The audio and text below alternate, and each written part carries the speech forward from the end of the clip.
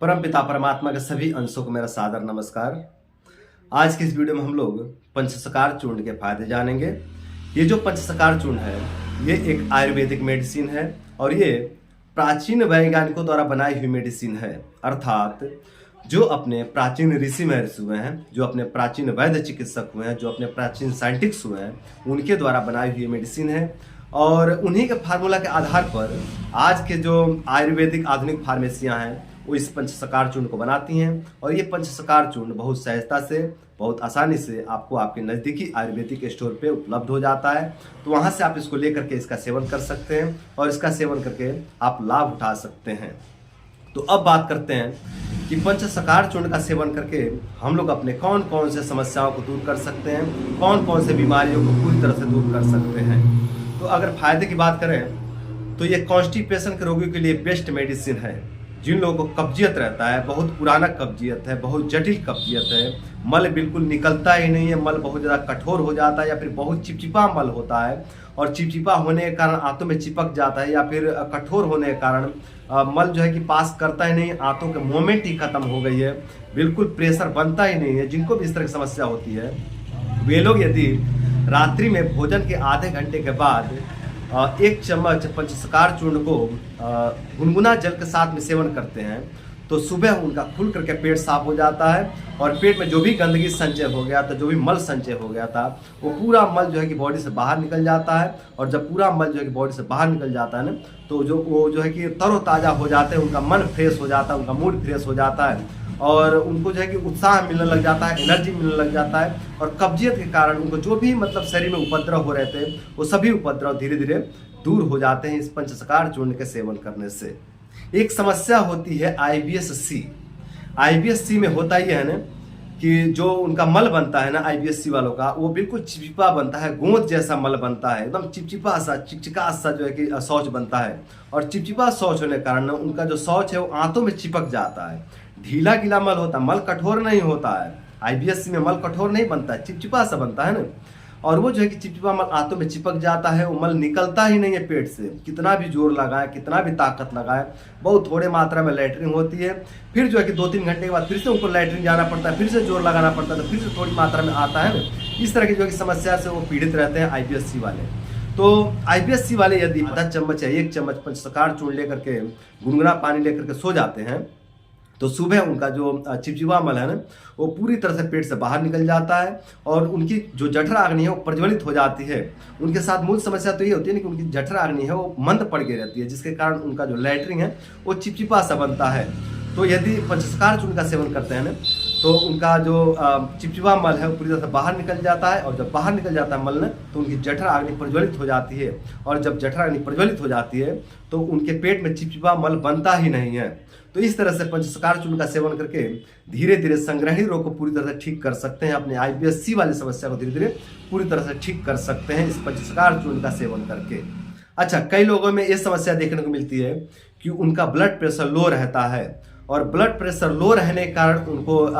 कब्ज बना रहता है। ब्लड प्रेशर BP उनका लो हो जाता है और BP लो होने के कारण उनको कब्जियत हो जाती है, बिल्कुल प्रेशर ही नहीं बनता है, लैट्रिन जो है कि पेट में रुके रहता है और पेट भारी भारी सा बना रहता है, पेट भारी रहता है, छाती भारी रहता है, सर भारी हो जाता है, आंखों में भारीपन हो जाता है, बहुत ज़्यादा नींद आती है, बहुत ज़्यादा सुस्ती आता है, बहुत ज़्यादा थकान लगता है, बहुत ज़्यादा आलस आता है और बहुत ज़्यादा रोने का मन करता है। ब्लड प्रेशर लो होने के बाद में बहुत ज़्यादा मतलब रोने का मन करता है। तो इस तरह की जो समस्या होती है ब्लड प्रेशर लो होने के बाद, कई जनों में देखने को मिलती है कि ब्लड प्रेशर लो होता है, कब्जियत होती है, उसके बाद इस तरह के सिम्टम देखने को मिलते हैं। तो जिनको भी इस तरह की समस्या होती है ना कि ब्लड प्रेशर लो हो जाता है और ब्लड प्रेशर लो होने के बाद बहुत ज़्यादा कब्जियत हो जाता है, पेट में मल संचय हो जाता है, छाती में भारीपन होता है, आंखों में भारीपन होता है, बहुत ज़्यादा सुस्ती, बहुत ज़्यादा आलस, बहुत ज़्यादा थकान लगता है, जिनको भी इस तरह की समस्या होती है वे लोग यदि पंचसकार चूर्ण का सेवन करते हैं ना तो मात्र कुछ ही मिनटों में 5 से 10 मिनट के अंदर देखेंगे कि उनका जो ब्लड प्रेशर लो हो गया था वो मैनेज हो जाएगा, इंक्रीज हो जाएगा।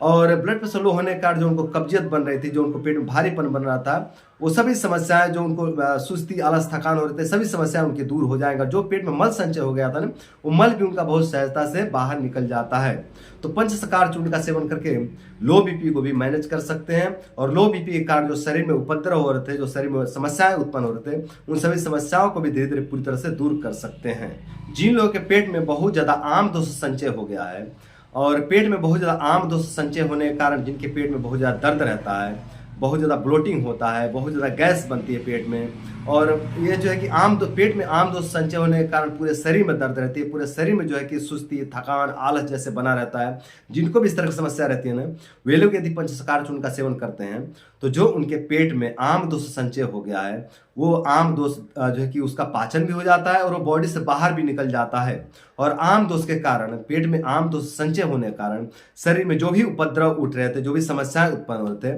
वो सभी समस्याएं भी धीरे धीरे पूरी तरह से खत्म हो जाते हैं। वात दोष और कफ दोष के कारण जिन लोगों को फैटी लिवर हो गया है, वे लोग यदि पंचसकार चूर्ण का सेवन करते हैं तो उनका वात दोष भी शांत हो जाता है, कफ दोष भी शांत हो जाता है, और जो उनको फैटी लिवर की समस्या हो गई है, वो फैटी लिवर भी धीरे धीरे पूरी तरह से खत्म हो जाता है। और फैटी लिवर के कारण, फैटी लिवर होने के कारण उनके शरीर में जो भी लक्षण प्रकट हो रहे थे, जो भी समस्याएं दिख रहे थे, जैसे कि भूख ना लगना, प्यास ना लगना, बहुत ज़्यादा ब्लोटिंग होना, बहुत ज़्यादा गैस बनना, बहुत ज़्यादा डकारे आना, खाने का भोजन करना पचना, बहुत ज़्यादा यूरिया आना, इस तरह के जो भी मतलब लक्षण उत्पन्न हो रहे थे ना, ये सभी लक्षण भी धीरे धीरे पूरी तरह से खत्म हो जाते हैं। कब्जियत के कारण जिन लोगों को मंदाग्नि की समस्या रहती है, और मंदाग्नि के कारण जिन लोगों को भूख नहीं लगता है, प्यास नहीं लगता है, वे लोग यदि पंचसकार चूर्ण का सेवन करते हैं ना, तो उनका कब्जियत भी दूर हो जाता है और जठराग्नि भी प्रज्वलित हो जाती है। और मंदाग्नि के कारण जो उनको भूख प्यास जो है कि नहीं लगती थी, जो उनको समस्या हो रही थी, भूख प्यास न लगने वाली समस्या हो रही थी, इन समस्याओं से भी उनको धीरे धीरे पूरी तरह से मुक्ति मिल जाता है इस पंचसकार चूर्ण के सेवन करने से। जिन लोगों का समान वायु और अपान वायु प्रतिलोम या विलोम हो गए हैं, मतलब जिन लोगों का समान वायु और अपान वायु ऊर्ध्व हो गए हैं, ऊपर की तरफ चले गए हैं, और समान वायु अपान वायु ऊपर की तरफ जाने के कारण बहुत ज़्यादा गैस बनता है, बहुत ज़्यादा ब्लोटिंग होता है, भूख नहीं लगता है, प्यास नहीं लगता है, बहुत ज़्यादा बेचैनी होता है, बहुत ज़्यादा घबराहट होता है, पूरा शरीर ठंडा पड़ जाता है। जिन लोगों को भी इस तरह की समस्या होती है ना, वे लोग यदि पंचसकार चूर्ण का सेवन करते हैं तो उनका जो समान वायु और अपान वायु प्रतिलोम या विलोम हो गए थे, वो जो है कि अनुलोम हो जाते हैं, नीचे की तरफ चले जाते हैं और अपने सही मार्ग पर चले जाते हैं। और इनके प्रतिलोम या विलोम होने के कारण शरीर में जो भी कष्ट हो रहे थे, जो भी उपद्रव हो रहे थे, ये सभी उपद्रव भी धीरे धीरे पूरी तरह से खत्म हो जाते हैं। तो ये थे पंचसकार चूर्ण के कुछ फायदे। पंचसकार चूर्ण के और भी बहुत से फायदे हैं, लेकिन आज के लिए बस इतना ही। अब बात करते हैं कि पंचसकार चूर्ण के तासीर क्या है। तो पंचसकार चूर्ण तासीर में उष्ण है, अर्थात गर्म है। तो पंचसकार चूर्ण का तासीर गर्म है, तो जो लोग पित्त प्रकृति वाले हैं, जो गर्म प्रकृति वाले हैं,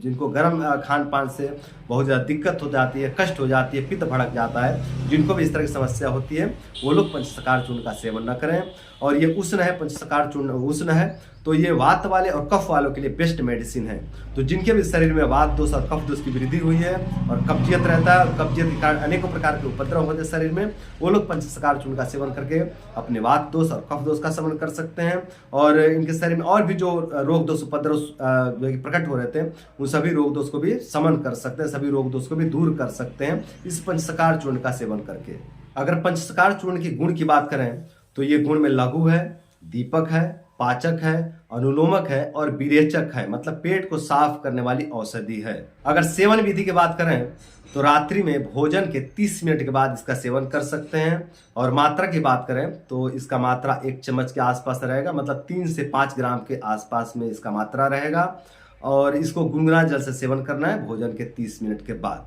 अगर सावधानी की बात करें तो पित्तज रोगी को पंचसकार चूर्ण का सेवन न कराएं, रक्तज रोगी को पंचसकार चूर्ण का सेवन न कराएं, गर्भवती स्त्री को पंचसकार चूर्ण के सेवन न कराएं, और जो 5 वर्ष से कम उम्र के बच्चे हैं उनको भी पंचसकार चूर्ण का सेवन न कराएं। या फिर आवश्यकता पड़ती है बच्चों को पंचसकार चूर्ण की, तो आप अपने नज़दीकी आयुर्वेदिक डॉक्टर से परामर्श लेंगे, आयुर्वेदिक वैद्य से परामर्श लेंगे, उसके बाद बच्चों को पंचसकार चूर्ण का सेवन कराएंगे। और जो है कि इसका सेवन लंबे समय तक ना करें, ये भी ध्यान रखना है। जो पंचसकार चूर्ण है ना, इसका सेवन लंबे समय तक नहीं करना होता है, कुछ समय के लिए इसका सेवन करना होता है। 10 दिन 15 दिन तक इसका सेवन करके अपने उपद्रव को, अपने रोग दोष को शमन करके इसको बंद कर देना होता है। तो ये थे पंचसकार चूर्ण के बारे में पूरी जानकारी। उम्मीद करता हूँ ये वीडियो आप लोगों को बहुत पसंद आया होगा, और साथ ही भी उम्मीद करते हैं कि इस वीडियो को फॉलो करके आप लोग अपने रोग दोष बीमारी कमजोरी को दूर करेंगे, और अपने रोग दोष बीमारी कमजोरी को दूर करके आप लोग भी अपने जीवन को सुंदर, सरल एवं सफल बनाएंगे। तो आज के लिए इतना ही। नमस्कार।